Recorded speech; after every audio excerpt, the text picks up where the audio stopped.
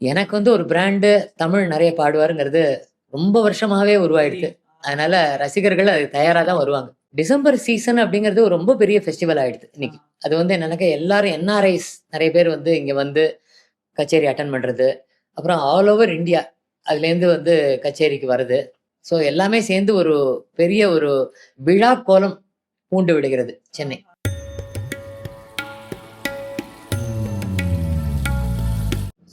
நேர்கள் அனைவருக்கும் அன்பு வணக்கம். இன்னைக்கு நம்மளோட நிகழ்ச்சியில நம்ம பார்க்க போறது இசை சார்ந்து. இசைத்துறையில ஒரு பெரிய ஜாம்பவான் அப்படின்னு சொல்லலாம். ஒரு 36, 37 ஆண்டுகள் பயணம். மியூசிக்க முறையா கத்துட்டு அதை பத்தின ஆராய்ச்சிகள் எல்லாம் பண்ணியிருக்கு. இன்னைக்கு நிறைய மாணவர்களை வந்து உருவாக்கியிருக்காரு. இந்தியாவில் மட்டும் இல்லைங்க, கிராஸ் த குரூப் வேர்ல்ட் லெவல்ல ரொம்ப ஒரு ஃபேமஸான ஒரு பெரிய டீச்சர் சொல்லலாம். ஸோ இசை சார்ந்த பயணத்தை இன்னைக்கு நாம தொடர போறோம். அது யார் கூடனா கலைமாமணி டாக்டர் சூரிய பிரகாஷ் அவர்கள். அவர் கூட இன்னைக்கு அவரோட இசை பயணம் சார்ந்த பல விஷயங்களை கேட்டு தெரிஞ்சுக்கலாம். வாங்க. வணக்கம் சார்.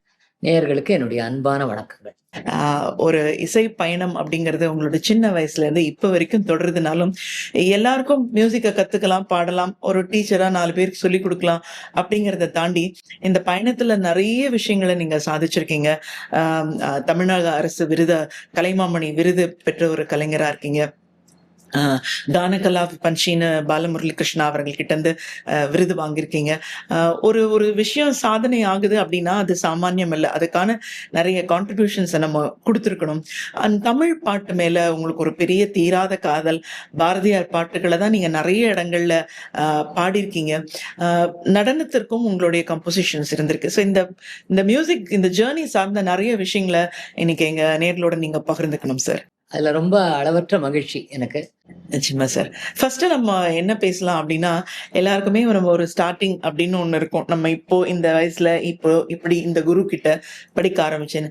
உங்களுடைய ஃபேமிலி எப்படி? இது எல்லாமே மியூசிக் ஃபேமிலியா? உங்களோட ஜேர்னி எங்க ஆரம்பமானது? அதுலதான் ரொம்ப ஒரு இன்ட்ரெஸ்டிங்கான விஷயம் என்னன்னா, என்னோட ஃபேமிலி மியூசிக் ஃபேமிலி இல்ல. ஏன்னா மியூசிக் கனார்ஜியஸ். அவங்க மியூசிக் ரசிகர்களை ஒழிய பெர்ஃபார்மிங் ஆர்டிஸ்ட் யாரும் கிடையாது என்னோட ஃபேமிலியில. நான் தான் first generation musician. Okay. So 7வது வயசுல என்னுடைய பயணத்தை நான் ஆரம்பிச்சேன். என்னுடைய அங்கிள், என்னுடைய அத்திம்பேர் திருக்கோடிகாவல் ராஜாமணி அவர்கள். இந்த பையனுக்கு நல்ல வாய்ஸ் இருக்கே, வந்து சும்மா கத்து தரலாமே. அவர் வந்து மியூசிக் டீச்சர். அவர் வந்து என்னுடைய அத்தையுடைய ஹஸ்பண்டு. அவர் வந்து பெர்ஃபார்மர் கிடையாது. ஆனா வந்து ட்ரிவாண்ட்ரத்துல வந்து செம்மங்குடி சீனிவாசர்ட்ட குருகுலவாசமா இசை பயின்று அங்க வந்து ஸ்கூல்ல டீச்சரா வேலை பார்த்துட்டு இருந்தார். அவர் ரிட்டயர் ஆகி சென்னை வந்தார். வந்தபோது வந்து நான் அப்போ எனக்கு 7 வயசு தான். ஏதோ இதுல நான் பாடிட்டு இருந்தபோது, "இவனுக்கு நல்ல வாய்ஸ் இருக்கே, இவனுக்கு நான் பாட்டு சொல்லி தரேன்." அப்படின்னு ஆரம்பிச்சார். எடுத்த உடனே வந்து நெறைய வாதாபி கணபதியும் அதுல ஆரம்பிச்சுட்டார். சரளி வரிசை, ஜண்ட வரிசை, சரிகம பதனிசாவே ஆரம்பிக்கல. ஓ! எடுத்த உடனே பாட்டு, ராக ஆலாபன அந்த அந்த ரேஞ்சுக்கு போயிட்டாரு அவரு. ஸோ அதுல வந்து எனக்கு வந்து மியூசிக் வந்து ரொம்ப கிரியேட்டிவான ஒரு விஷயம். இந்த ஒரு கற்பனை அப்படிங்கிறதுல எனக்கு வந்து ரொம்ப ஒரு ஆர்வம் ஏற்பட்டது. அதனால வந்து ஒரு ஹாபியா தான் கத்துட்டு இருந்தேன் மியூசிக்.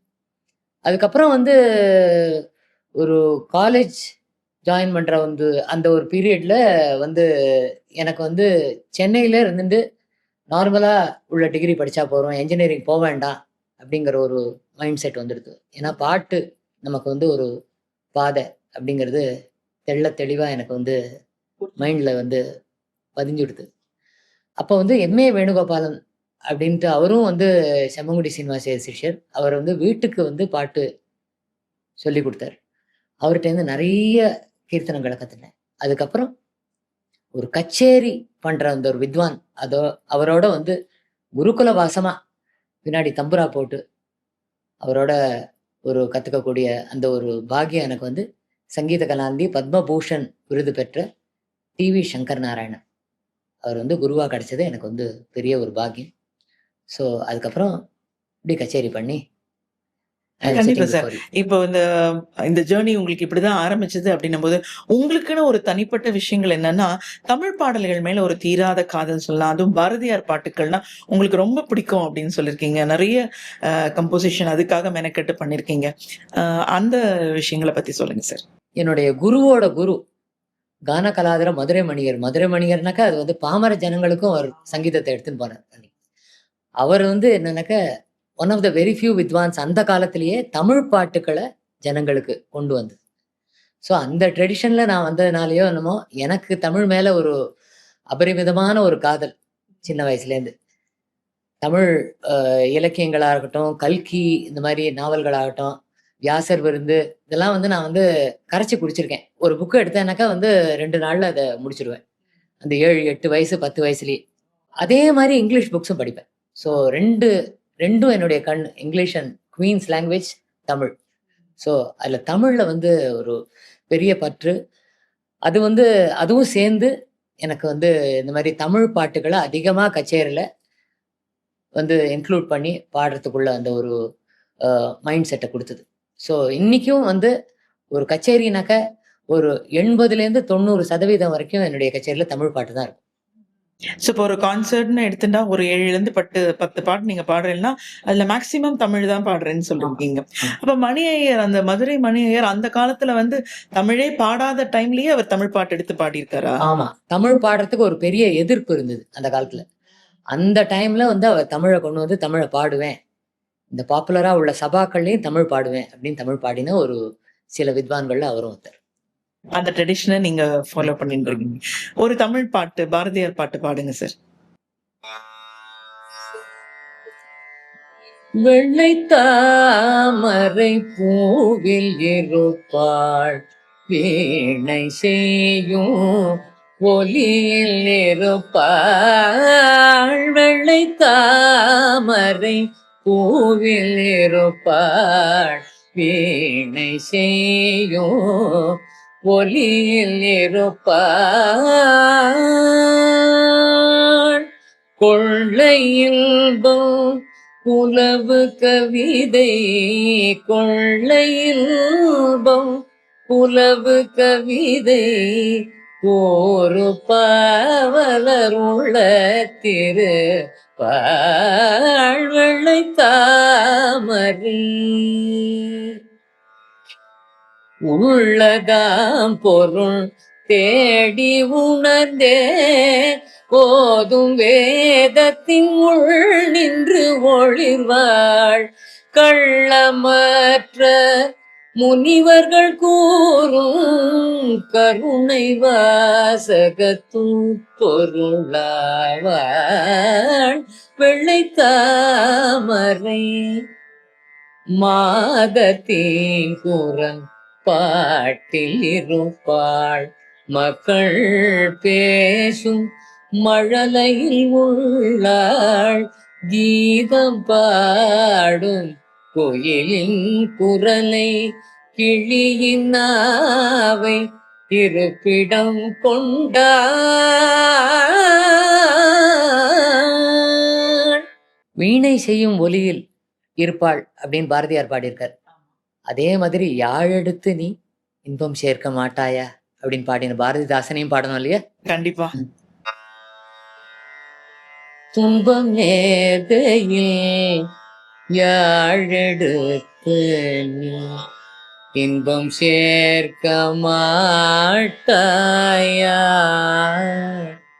எனக்கு இன்பம் சேர்க்க மாட்டாயா அன்பிலா நெஞ்சில் தமிழை பாடி நீ அல்லல் நீக்க மாட்டாயா கண்ணே அல்லல் நீக்க மாட்டாயா வன்பும் எளிமையும் சூழும் நாட்டிலே வாழ்வில் உணர்வு சேர்க்க வாழ்வில் உணர்வு சேர்க்க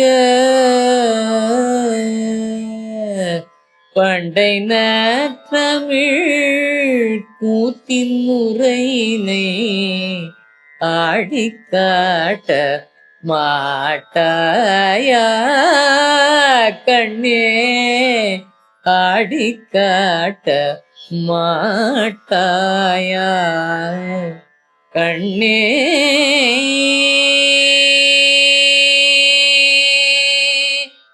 கண்ணே கண்ணே கண்ணே கண்ணே கண்ணே கண்ணே. பா பாடும்போது அப்படி டோனே டக்குன்னு ஒரு கம்பீரமா ஆயிடுச்சு. சூப்பரா இருக்கு சார். நன்றி. அப்புறம் உங்களோட கச்சேரிகள்னு பார்த்தீங்கன்னா, இங்க நம்ம ஃபெஸ்டிவல் சீசன் டிசம்பர் ஒரு ஃபீவர்னே சொல்றான். எல்லா சபாவும் நிறைஞ்சிருக்கும்னால, இந்த எல்லா இடங்கள்லயுமே அ உங்களோட கச்சேரிகள் இடம்பெறாம இருந்ததே இல்ல. அ ஒரு கச்சேரி அப்படின்னு வரும்போது எப்படி வந்து தயாராகுறீங்க? எவ்வளோ தூரம் அன்னைக்கு ஒரு மாரி இருந்தது, நடுவுல ஒரு தொய்வு வந்தது. பட் இப்ப மறுபடியும் சபாக்கள் நிறைஞ்சிருக்கிறத பார்க்குறோம். நீங்க எல்லா காலகட்டத்திலயுமே இருந்திருப்பீங்க இல்லையா? எப்படி பார்க்குறீங்க? ஆமா. நான் வந்து என்னன்னாக்கா ரீசென்ட்டா இப்ப முடிஞ்சத அந்த சீசன பத்தி சொல்றேன். ஸோ ஒரு டிசம்பர் சீசன் அப்படிங்கிறது ஒரு ரொம்ப பெரிய ஃபெஸ்டிவல் ஆயிடுது இன்னைக்கு. அது வந்து என்னன்னாக்கா எல்லாரும் என்ஆர்ஐஸ் நெறைய பேர் வந்து இங்க வந்து கச்சேரி அட்டெண்ட் பண்றது. அப்புறம் ஆல் ஓவர் இந்தியா அதுலேருந்து வந்து கச்சேரிக்கு வருது. அப்புறம் வந்து இந்த சபாக்களோட சேர்ந்து சபா கேன்டீன்கள் அதுவும் ரொம்ப ஃபேமஸா இருக்கு. எல்லாரும் கச்சேரி முடிஞ்சு நல்ல வயிறு நிறைய ஆகாரம், விதவிதமா சாப்பாடு இருக்கு. ஸோ எல்லாமே சேர்ந்து ஒரு பெரிய ஒரு விழா கோலம் பூண்டு விடுகிறது சென்னை. அப்படிங்கிற ஒரு இதுல இருக்கிறதுல, இந்த சீசன்ல வந்து எனக்கு வந்து 21 நாள் பிரேக்கே இல்லாம கன்டினியூஸ் கச்சேரி. இன்னைக்கு, நாளைக்கு, நாளைக்கு. அப்படி வந்து இந்த வருஷம். எவ்ரி இயர் இருக்கும். 15லேருந்து 18 கன்டினியூஸாவே இருக்கும். அப்புறம் கொஞ்சம் கேப் இருக்கும். ஒரு கச்சேரி இருக்கும். இந்த வருஷம் வந்து 21 நாள் கன்டினியூஸா கச்சேரி இருந்தது. அப்படி வரும்போது, ஒரு கச்சேரிக்கு வர ரசிகர்கள் இன்னொரு கச்சேரிக்கும் வருவாங்க. அவங்களுக்கு ரெப்படிஷன் கூடாது. ஆ. ஓ. ஸோ, அவ்வளவு நம்ம வந்து நமக்கு வந்து சரக்கு, பாடாந்திரம், அவ்வளோ பாட்டுக்கள், அவ்வளோ ராகங்கள், அவ்வளோ பாடக்கூடிய அந்த மனோதர்மம் இருந்தா தான், ரசிகர்கள நம்ம வந்து தக்க வச்சுக்க முடியும். இல்லனாக்கா வந்து அதே பாடின அதையே பாடுறாரு, அரைச்சமாவே அரைக்கிறாரு அப்படின்னு சொல்லிடுவாங்க. ஒரே நிமிஷத்துல. ஸோ, அதனால அது ஒவ்வொரு கச்சேரிக்கும் தனியா தயாராக வேண்டியிருக்கு இல்லையா? வெளிநாடுகள்ல பார்க்க போனீங்கன்னா, இந்த தியாகராஜர் ஆராதனை டைம்லாம் பார்த்தீங்கன்னா, கிளீவ்லேண்ட், ஆஸ்திரேலியா, டர்பன் இப்படின்னு நெறைய கண்ட்ரீஸ்க்கு நீங்க டிராவல் பண்ணியிருக்கீங்க. அங்க இருக்கிற ரசிகாஸ் எப்படி? தமிழ் சாங்ஸ எந்த அளவுக்கு விரும்புறாங்க? ஆடியன்ஸ் வராங்களா? எனக்கு வந்து ஒரு பிராண்டு தமிழ் நெறைய பாடுவாருங்கிறது ரொம்ப வருஷமாவே உருவாயிடுத்து. அதனால ரசிகர்கள் அதுக்கு தயாரா தான் வருவாங்க. அதுக்காக மத்த கம்போசர்ஸ், மத்த லாங்குவேஜஸ் இப்போ மும்மூர்த்திகள், தியாகராஜர், தீக்ஷிதர், சியாமா சாஸ்திரி, புரந்தரதாசர் எ கன்னடத்துல. அது மாதிரி கம்போசர்ஸ் அவங்கள வந்து அப்படியே உதாசீனப்படுத்துறேன் அப்படிங்கிறது இல்ல.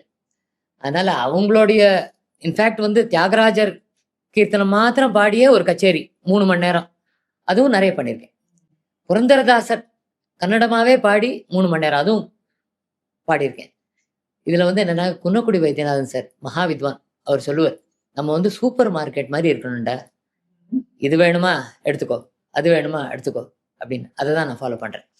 வெளிநாட்டுல போகும்போது ஏதாவது ஒரு சுவாரஸ்யமான அனுபவங்கள், நிகழ்வுகள் நீங்க போகும்போது நீங்க ஃபீல் பண்ணியிருக்கீங்களா? நெறைய அதாவது ஒரு வாட்டி நான் ஃப்ளைட்ல போகும்போது, நாங்க வந்து தாளம் போட்டு ஏதோ அன்னைக்கு பாடுற ராகம் தானம் பல்லவி அப்படின்னு ஒரு ஐட்டம் இருக்கு. அதுல நெறைய விஷயங்கள், லய விஷயங்கள் அதெல்லாம் உண்டு. அத பிரிப்பேர் பண்ணிட்டு இருந்தோம். அது ஃப்ளைட் அட்டெண்டன்ட் வந்துட்டு, "ஆர் யூ மியூசிஷியன்ஸ்?" அப்படின்னு கேட்டா. "Uh yes we are practising for the show" அப்படின்னு சொன்னோம். "Can you sing for us?" அப்படின்னு சொல்லிட்டா. எங்க நாங்க சீட்ல உட்கார்ந்து பாடினா ஒண்ணும் கேட்க போறதில்ல. "No, no, no you come there" அப்படின்ட்டு காக்பிட்டுக்கு அழைச்சுன்னு போயிட்டு, காக்பிட்லலாம் இப்ப யாருமே அலோட் கிடையாது. ஆனா வந்து அது வந்து அன்னைக்கு வந்து அது ஒரு விதிவிலக்கா, காக்பிட்ல போய் வந்து எல்லாருக்கும் வந்து ஒரு கீர்த்தனத்த பாடி, எல்லாரும் ஃப்ளைட் இறங்கி எல்லாம் நின்ன உடனே வந்து எல்லாரும் ஸ்டாண்டிங் ஓவேஷன். பெல்ட் கழட்டலாம் வந்து கேன் சீட் பெல்ட்ஸ் ஆஃப் அப்படின்னோடனே வந்து எழுந்து எல்லாரும் ஒரு ஸ்டாண்டிங் ஓவேஷன் குடுத்தாங்க ஃப்ளைட்டுக்குள்ளேயே. ஸோ அதுக்கப்புறம் வந்து அந்த அட்டெண்டன்ட் என்ன பண்ணா, எங்களுக்கு 3 பேருக்கு நெறைய குட்டீஸ் இந்த அ ஸ்நாக்ஸ் எல்லாம் வந்து நெறைய பேக்கெட்லாம் குடுத்து எங்களுக்கு அனுப்பிச்சா. ஸோ அது ஒரு அனுபவம். 30,000 அடிக்கு மேல வந்து நம்மளுடைய சங்கீதம். ஸோ அது பாடக்கூடிய ஒரு வாய்ப்பு கிடைச்சது. ஓகே. இப்போ ஒரு கண்ட்ரிக்கும் போகும்போது நம்ம இந்த ஒரு கிளைமேட்டிக் கண்டிஷன்ஸ் நெறைய மாறும் பார்த்தீங்களா? நெறைய வின்டர், கோல்ட். இப்போ ஒரு கச்சேரிக்காக நீங்க ரெடி ஆயி போயிட்டு, திடீர்னு அந்த பனினால தொண்டை கட்டி நம்மளால பாட முடியாம, அந்த மாதிரியான சிச்சுவேஷன்ஸ் ஏற்பட்டிருக்கா? இதுதான் வந்து சின்ன வயசுல பாட பாட ராகம் மூட மூட ரோகம்னு சொல்லுவாங்க. அதனுடைய அர்த்தம் என்னன்னா, வாய் விட்டு பாடணும். நான் சின்ன வயசுல பாடும்போது கிட்டத்தட்ட வந்து ஒரு நாலா பக்கத்துலயும் ஒரு 2 கிலோமீட்டர் வரைக்கும் என்னோட வாய்ஸ் கேட்கும். ஒரு 4வது, 5வது தெரு தாண்டி உள்ள யாராவது ஒருத்தர் வந்து அன்னைக்கு பிராக்டிஸ் பண்ணியிருப்பேன். 4 மணிக்கு எழுந்து பிராக்டிஸ் பண்ணுவேன் தம்புராவ சேர்த்து. மொட்டை மாடியில. அப்போ வந்து கேட்பார். "இன்னைக்கு கரஹர பிரியாவா? இன்னைக்கு தோடியா? இன்னைக்கு கல்யாணியா?" அப்படின்னு கேட்பார். ஒரு நாளைக்கு ஒரு ராகத்த எடுத்துப்பேன். ஸோ அந்த சின்ன வயசுல வந்து நம்ம வாய திறந்து பாடி, அப்படி வந்து பிராக்டிஸ் பண்ணிட்டோம்னா, அதுக்கப்புறம் வந்து எந்த தொண்டைக்கட்டு, என்ன டிராவல் எதா இருந்தாலும் ஒண்ணும் வராது. எந்த குளிர் பிரதேசம், அண்டார்டிகா போய் பாடுனா கூட நமக்கு தொண்டை ஒண்ணும் ஆகாது. பட் அந்த மாரி நெறைய அனுபவங்கள் நெறைய மியூசிஷியன்ஸ்க்கு நடந்திருக்கும்ல? நெறைய நடந்திருக்கும். அது திடீர்னு தொண்டை கட்டி போயிடும். அது வந்து அதுக்கு வேண்டிய தற்கால நிவாரணம் ஏதாவது எடுத்துக்க வேண்டியதான். வந்து கஷாயம் குடிக்கலாம். அந்த மாரி பண்ணலாம். அது ஒரு ஒரு மியூசிஷியனுக்கும் வந்து ஒரு செல்ஃப் டிசிப்ளின் ஒண்ணு இருக்கு. அது கொஞ்ச நாள் அனுபவத்துல நமக்கே தெரியும். நமக்கு எது ஒத்துக்கும், எது ஒத்துக்காது. அதனால நமக்கு வந்து அந்த சங்கீதத்துக்கு இடைஞ்சலா எது வந்தாலும் அத வந்து தள்றது. கழிதல் அப்படிங்கிறது தான் வந்து ஒரு ஜர்னியோட நம்ம கத்துக்கக்கூடிய ஒரு பாடம் அது. இப்ப நான் நெறைய கான்சர்ட்ஸ் போறது பேசியிருக்கோம். நெறைய கம்போசிஷன்ஸ் நீங்களாவே வந்து எடுத்து பாடுறீங்க அப்படின்னும்போது, உங்களுக்கு மனசுக்கு புடிச்சது அப்படின்னு ஒண்ணு எடுத்துட்டா எப்பயுமே ஆல் டைம் ஃபேவரைட் என்ன? எனக்கு வந்து தமிழ் பாட்டுக்கள் அப்படின்னு வரும்போது பாரதியார். நான் வந்து பாரதியாருடைய ஒரு பெரிய ஒரு அ பாரதிதாசன் இருக்கார். அவருக்கும் இன்னொரு தாசன். தொண்டர் அடிப்பொடி அப்படின்னு சொல்லலாம். ஸோ ஏன்னா வந்து அன்னைக்கு வந்து தான் நெனச்சத ஆணித்தரமாக யாருக்கும் வந்து பயப்படாம சொன்னது அவர்தான். அந்த கவிஞர். எல்லாத்தையும் பத்தியும் அவர் வந்து எடுத்து சொல்லாத விஷயங்களே இல்ல. வந்து அண்டர் த ஸ்கை எவ்ரிதிங் அப்படிங்கிற மாரி அவருடைய கவிதைகள்ல அத்தனையும் அடங்கியிருக்கு. அப்புறம் இன்னொன்னு தொலைநோக்கு சிந்தனையோட இருக்கு. அந்த காலகட்டத்துல நடக்கவே இல்ல அது.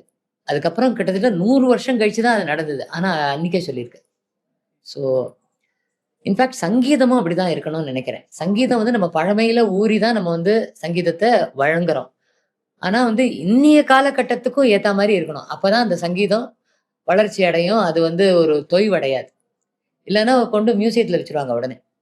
நான் வந்து 2 குதிரையில சவாரி பண்ணிட்டு இருக்கேன். ஒண்ணு வந்து பெர்ஃபார்மன்ஸஸ் இருந்துட்டே இருக்கு. இப்போ லாஸ்ட் சீசன்லயே 21 நாள் கன்டினியூஸா இருந்தது அப்படின்னு சொன்னேன் நான். அதே டைம்ல நான் வந்து கிளாஸஸ மிஸ்ஸே பண்ண மாட்டேன். என்னுடைய ஸ்டூடண்ட்ஸ் எனக்கு ரொம்ப முக்கியம்.